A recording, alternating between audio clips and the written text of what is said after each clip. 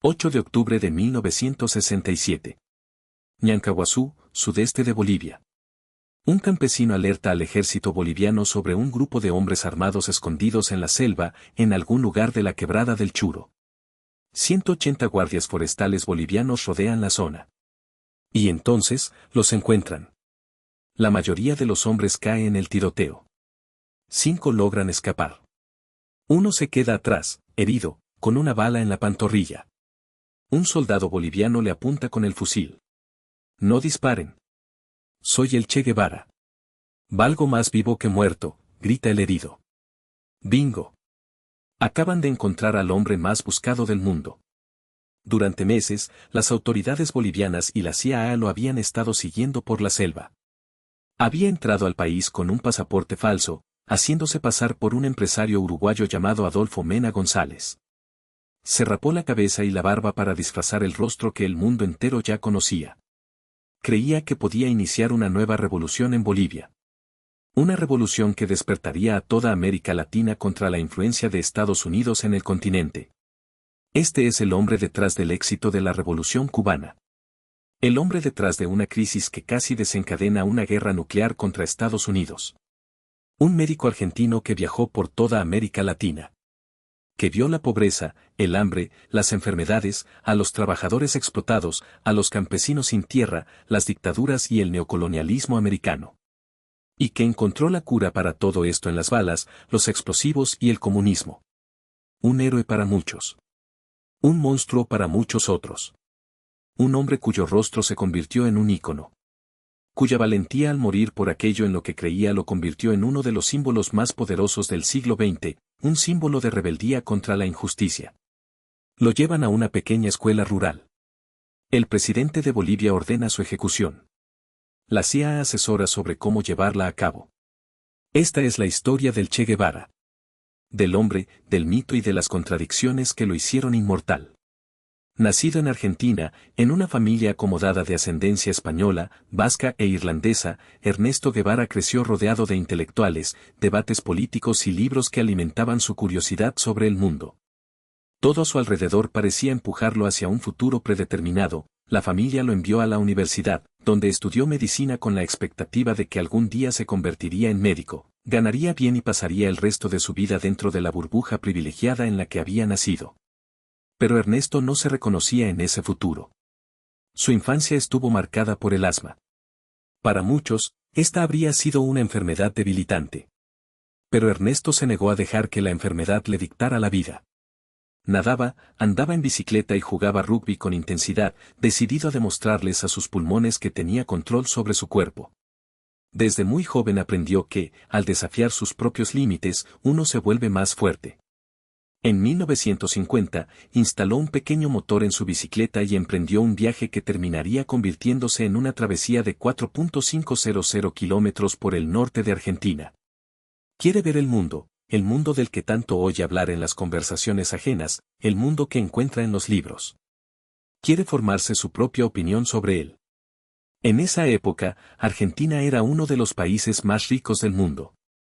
Al recorrer el país, Ernesto ve gente que vive cómodamente, como su propia familia, pero también a otros que viven en condiciones mucho más duras.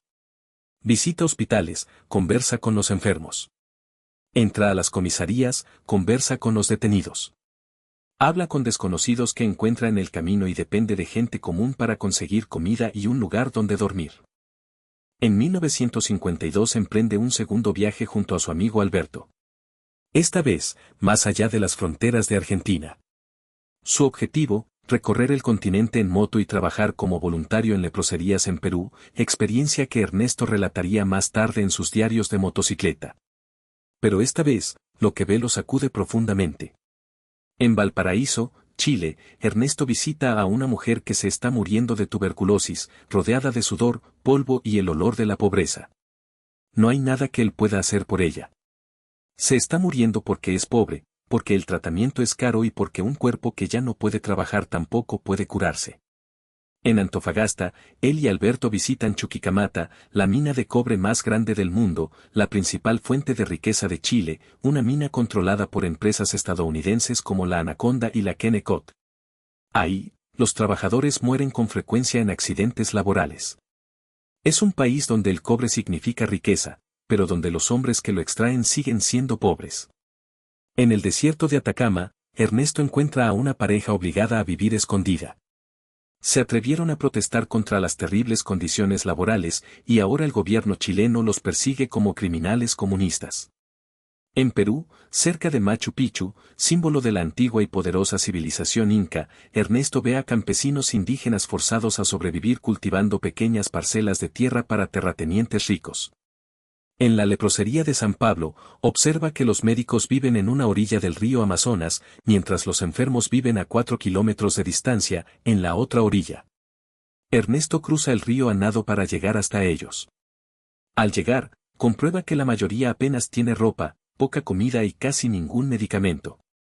Lo que más lo conmueve es la alegría con la que lo reciben. Todo el cariño y el cuidado consisten simplemente en ir a verlos sin guantes ni bata, estrecharles la mano como a cualquier otra persona, sentarse a conversar y jugar fútbol juntos.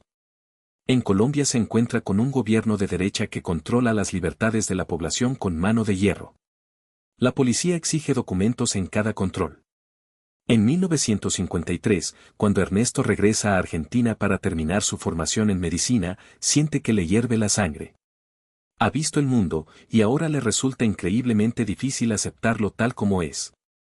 Empieza a ver a América Latina no como un conjunto de países separados, sino como un solo continente, herido y atormentado por los mismos problemas, empresas extranjeras controlando sus recursos, grandes terratenientes controlando sus tierras, gente común forzada a vivir en la pobreza, y los más vulnerables, niños, ancianos, enfermos, abandonados a su suerte, mientras la brutalidad policial sirve al sistema para garantizar que todo siga exactamente igual.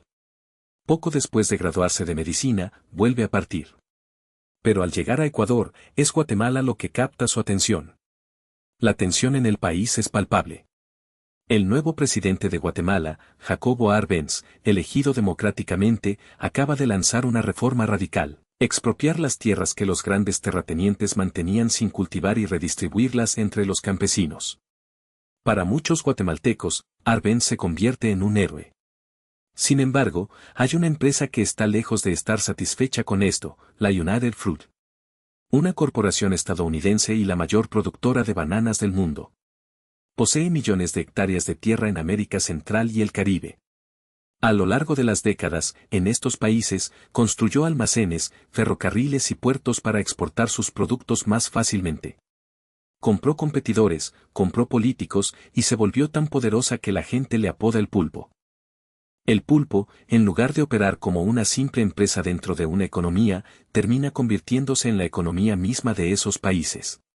De hecho, se vuelve tan importante que sus gobiernos pasan a un segundo plano.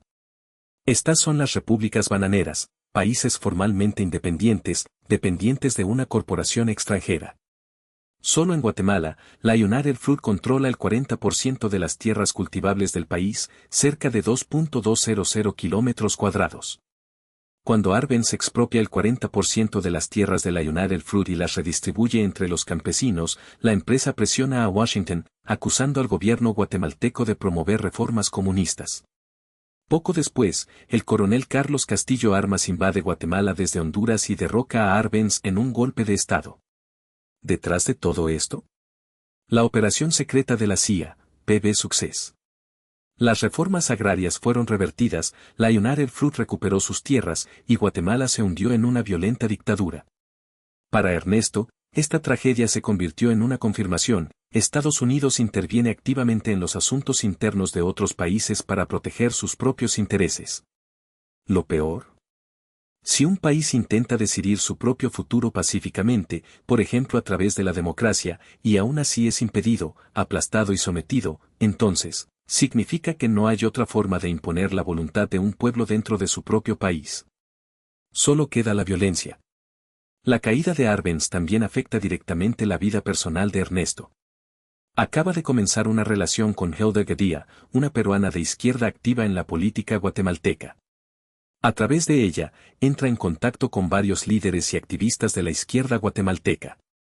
Cuando Arbenz es derrocado, muchos activistas de izquierda son encarcelados, incluida Hilda.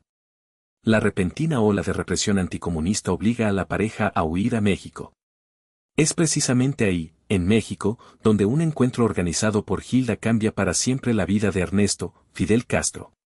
Fidel es un abogado cubano.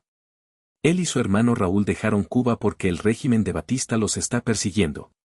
Fidel le cuenta a Ernesto lo que está pasando en la isla.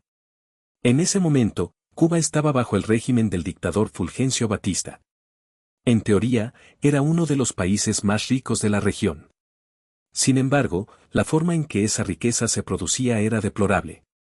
Batista permitió que empresarios estadounidenses compraran todo en Cuba, las empresas estadounidenses controlaban el 100% de la industria petrolera cubana, todos los ranchos ganaderos, el 90% de las minas, el 80% de los servicios públicos, el 50% de los ferrocarriles y el 40% de las plantaciones de caña de azúcar. Batista también incentivó a los empresarios estadounidenses a abrir discotecas, burdeles, casinos y hoteles por toda la isla, colaborando activamente con la mafia estadounidense para introducir drogas y violencia en el país, convirtiendo a Cuba en un parque temático para turistas americanos. Los cubanos que trabajaban en las ciudades ganaban un salario decente, siempre que atendieran a turistas. Los cubanos que vivían en el campo, en cambio, eran a menudo analfabetos y tenían acceso limitado a electricidad y agua potable. El antiguo embajador de Estados Unidos en Cuba, Earl Edward Taylor Smith, testificó una vez ante una comisión, la influencia de Estados Unidos en Cuba era tan grande que el embajador americano, refiriéndose a sí mismo, era la segunda persona más importante de la isla, a veces incluso más importante que el propio presidente cubano. Arthur Myers Lassinger, consejero del presidente Kennedy, declaró en una ocasión que sus compatriotas caminaban por las calles, agarraban a muchachas cubanas de 14 años y les tiraban monedas a las alcantarillas solo por el placer de verlas arrastrarse por recogerlas, y que se preguntaban cómo, ante todo esto, los cubanos podían ver a Estados Unidos de otra manera que no fuera con odio. Cuando la compañía telefónica estadounidense ITT fue autorizada a aumentar las tarifas telefónicas en Cuba, la empresa le agradeció a Batista enviándole un teléfono de oro. Esto es Cuba. Fidel ya había intentado cambiar la situación de forma pacífica, por medios legales, pero no lo había logrado. Así que, el 26 de julio de 1953, junto con un grupo de compañeros, atacó el cuartel Moncada con la intención de iniciar una insurrección contra Batista. Fue detenido y, posteriormente, liberado. Por eso está ahora en México. Ernesto, al escuchar esta historia, siente que le hierve la sangre.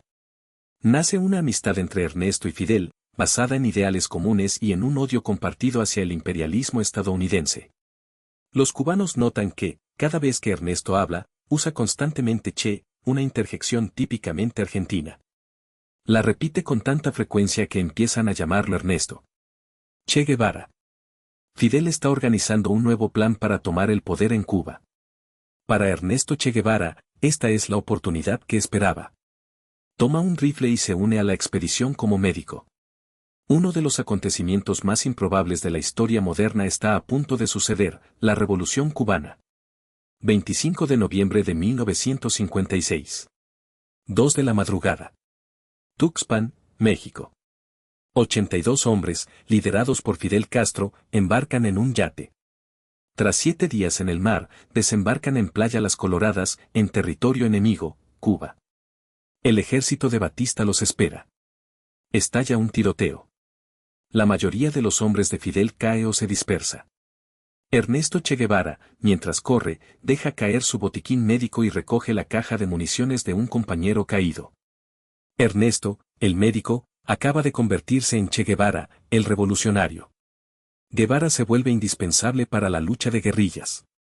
Organiza talleres para fabricar granadas, hornos para cocer pan, escuelas para enseñar a los campesinos a leer y escribir, puestos médicos, un periódico e incluso una emisora de radio clandestina, Radio Rebelde. Su capacidad para ganarse el apoyo de los campesinos cubanos se vuelve tan importante que Fidel lo asciende a comandante. Cuando un campesino, Eutimio Guerra, sobornado por las fuerzas de Batista, revela la posición del grupo y los traiciona, Guevara anota en su diario cómo llevó a cabo su primera ejecución. La situación se estaba volviendo incómoda para todos, incluido Eutimio, así que resolvió el problema disparándole con una pistola calibre 32 en el lado derecho del cerebro, con el orificio de salida en el lóbulo temporal derecho. Con el paso de los meses, más campesinos se unen al movimiento. En la batalla de Santa Clara, Guevara asesta el golpe final al régimen, sus hombres hacen descarrilar uno de los trenes de Batista, cargado de soldados, armas y municiones. Cerca de 300 rebeldes derrotan a una fuerza gubernamental completamente desmoralizada de 3.000 soldados.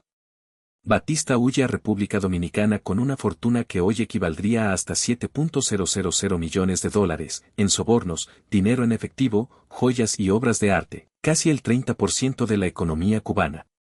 El 8 de enero de 1959, Fidel Castro entra triunfante en La Habana. El pueblo festeja.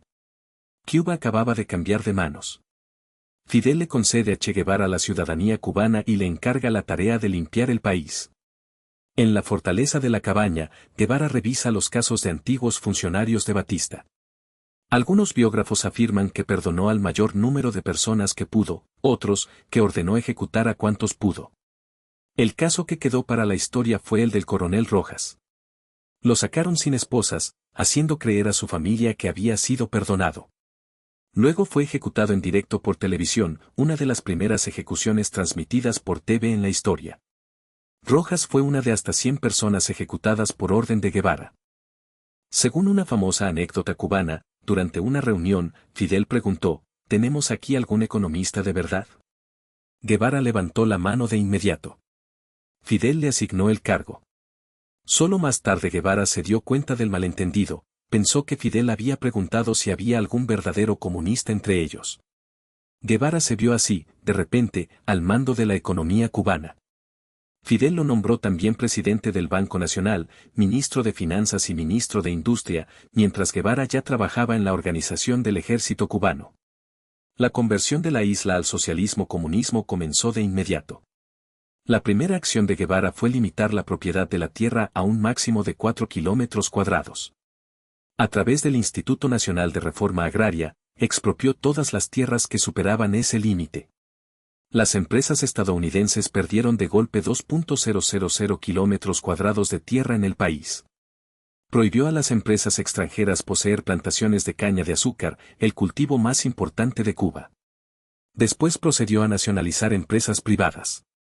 La medida asustó de inmediato a los inversores, que abandonaron la isla.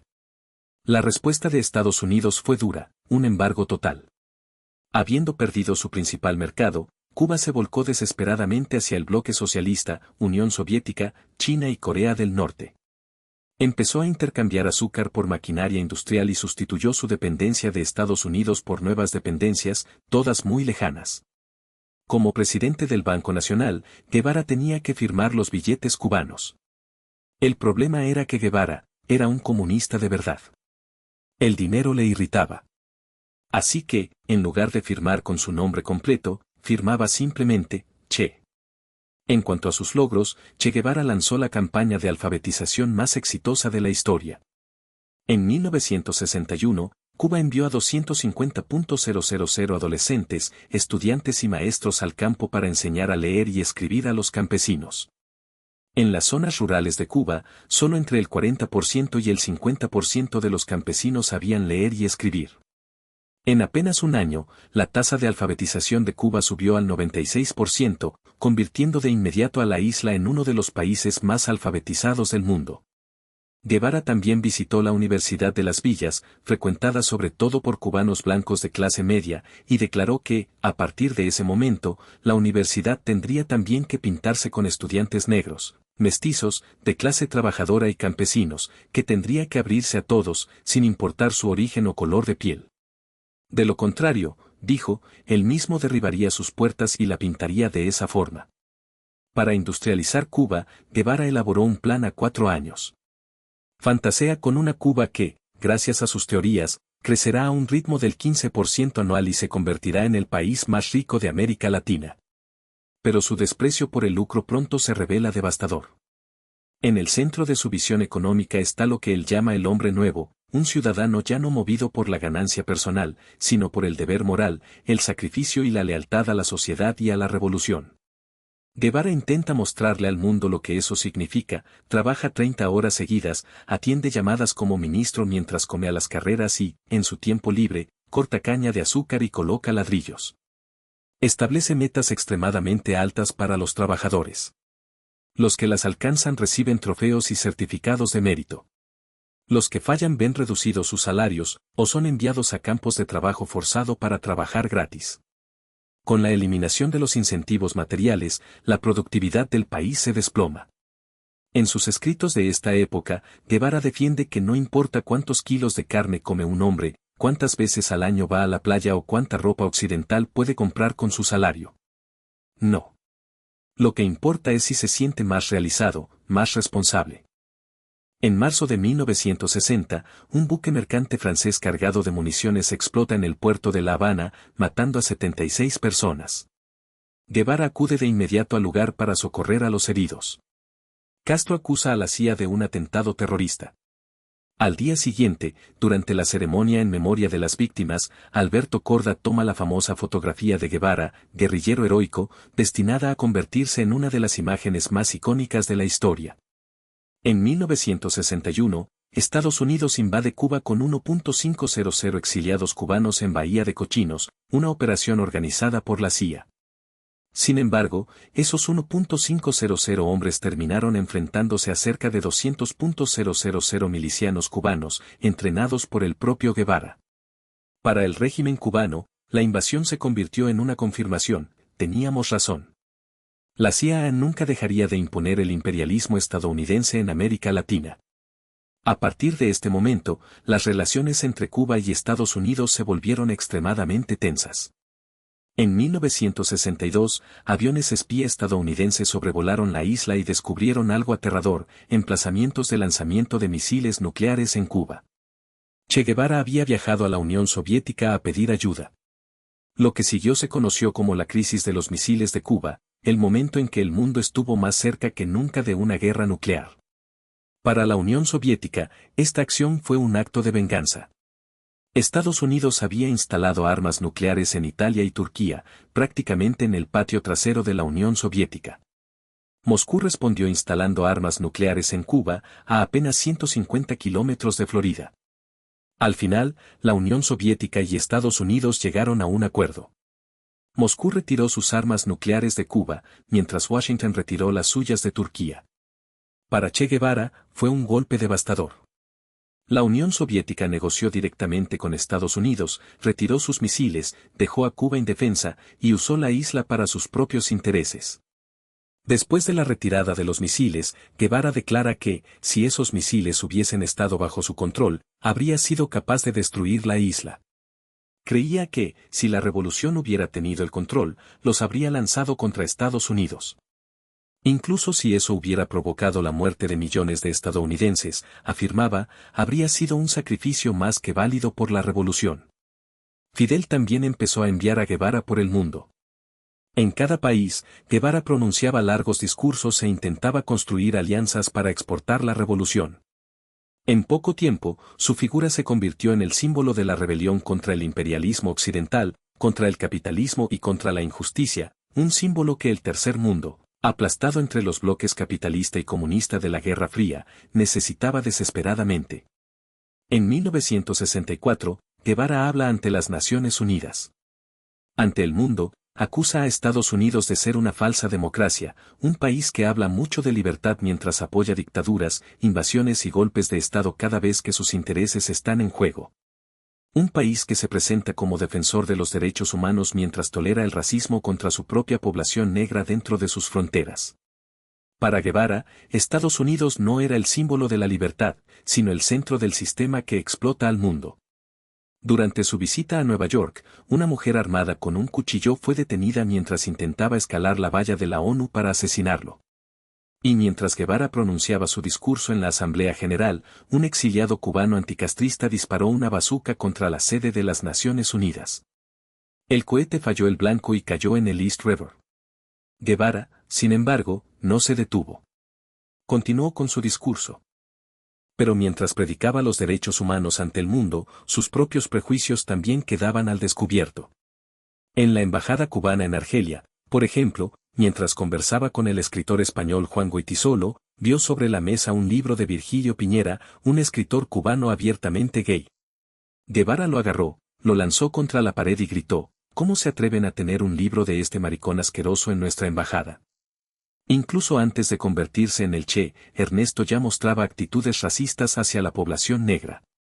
En sus primeros diarios de viaje, describió a las comunidades negras de América Latina en estos términos: el negro es indolente y soñador, escribió, gasta su salario en frivolidades o alcohol, mientras el europeo tiene una tradición de trabajo y frugalidad. El 24 de febrero de 1965, Guevara llega a Argel y pronuncia el discurso más audaz de su vida. Ante el mundo entero, acusa a los países ricos del hemisferio norte de explotar a los países pobres del hemisferio sur a través del comercio, la deuda, el lucro y el puro interés propio. Pero en su discurso, ataca no solo a Estados Unidos y Europa, sino también a la Unión Soviética, el aliado más importante de Cuba. Guevara acusa a Moscú de haber perdido su espíritu revolucionario, de haberse dejado seducir por el capitalismo al introducir bonos de lucro y productividad en su propio sistema económico, de haber traicionado el espíritu mismo del marxismo. Para Fidel y para Cuba, este ataque es un desastre. La isla depende del petróleo soviético, de la maquinaria soviética, del crédito soviético y, sobre todo, de la protección soviética. Guevara acaba de humillar públicamente a la única superpotencia que mantiene a Cuba con vida. Cuando regresa a Cuba y se reúne con Fidel a puerta cerrada, Fidel lo reprende brutalmente durante 40 horas. Después de este encuentro, Guevara desaparece de la vida pública. 3 de octubre de 1965. La Habana. Ante toda la nación, Fidel lee una carta escrita por el Che Guevara. En ella, Guevara renuncia a sus cargos, a su posición en el Partido Comunista Cubano y hasta a su ciudadanía cubana. Afirma que otras tierras también necesitan de sus esfuerzos, y que si algún día muere bajo el cielo de otro país, sus últimos pensamientos serán para Cuba y para Fidel. Hasta la victoria siempre, escribe. En ese momento, Che Guevara está en el Congo, con un grupo de guerrilleros afrocubanos. Quiere iniciar una nueva revolución para liberar a África del imperialismo occidental. Pero cuando descubre que Fidel ya ha leído su carta de despedida a todo el país, queda devastado. Le había pedido que solo leyera el texto si él ya estaba muerto. Así comprende que su relación ha llegado al límite. Su misión en el Congo es un desastre. El presidente egipcio Gamal Abdel Nasser ya lo había advertido de que no intentara hacer de Tarzán de África. En el Congo, sus crisis de asma se agravan. La CIA monitorea constantemente sus comunicaciones de radio a través de un puesto de escucha flotante de la NSA en la costa africana. Finalmente, Guevara abandona África declarando que no logró salvar a los congoleños, un pueblo que, según él, ni siquiera quería salvarse a sí mismo. Después de regresar en secreto a Cuba para ver a Fidel y a su segunda esposa por última vez, Guevara parte hacia Bolivia. Su objetivo, iniciar una nueva revolución para liberar a América Latina del imperialismo estadounidense. Inspirado por los problemas que Vietnam le causaba a Estados Unidos en ese momento, declara que quiere crear muchos Vietnams por el mundo, para desgastar a Estados Unidos hasta el agotamiento. En Bolivia, se une a un pequeño grupo de guerrilleros bolivianos y cubanos. Espera el apoyo del Partido Comunista Boliviano, pero nunca llega. En las selvas de Ñancahuazú, la misión se convierte en tragedia. Sus compañeros son devorados vivos por insectos y el hambre empieza a llevarlos a la locura. Las radios dejan de funcionar, pierden todo contacto con Cuba. Incluso la comunicación con la población local se vuelve un problema. Sus hombres habían aprendido quechua, pero los habitantes de la región hablan guaraní. Empujados por el hambre y la necesidad desesperada de medicamentos para controlar las crisis de asma de Guevara, los guerrilleros empiezan a saquear aldeas y farmacias. Los pobladores, en lugar de unirse a ellos, los denuncian a las autoridades. En vez de convertirse en la chispa de una nueva revolución continental, Bolivia se convierte en su trampa. Sus crisis de asma se vuelven tan violentas que, sin inhaladores, Guevara termina tumbándose boca abajo sobre troncos, abrazándolos con ambos brazos y presionando el pecho contra la madera, intentando forzar la entrada y salida de aire de sus pulmones. Cuando finalmente es capturado y llevado a una escuela rural, Guevara parece un mendigo, herido, sucio, con la ropa hecha jirones y el cabello enmarañado de barro. Le dice a la maestra local que su escuela se está cayendo a pedazos, mientras los ministros del gobierno circulan en Mercedes. Incluso con las manos atadas y una pierna herida, cuando un guardia, para burlarse de él, le arranca la pipa de la boca, Guevara la tira al suelo y le escupe. Antes de la ejecución, Félix Rodríguez, un agente de la CIA, exiliado cubano y veterano de la invasión de Bahía de Cochinos, pide tomarse una última fotografía con él. Después, ordena al soldado encargado de la ejecución que no dispare a la cabeza de Guevara, sino al cuerpo, para que parezca que murió en combate. Ante su verdugo, Guevara pronuncia una frase que quedaría para la historia: tranquilo, y apunta bien. Vas a matar a un hombre. El soldado disparó primero contra sus piernas. En el suelo, Guevara se mordió el propio puño para ahogar un grito de dolor. Después de varios disparos más, estaba muerto. Su cuerpo fue expuesto al público en Vallegrande. Su apariencia conmocionó al mundo, con los ojos abiertos, la barba todavía visible, el cuerpo tendido boca arriba, parecía casi una figura de Cristo muerto, como en una pintura.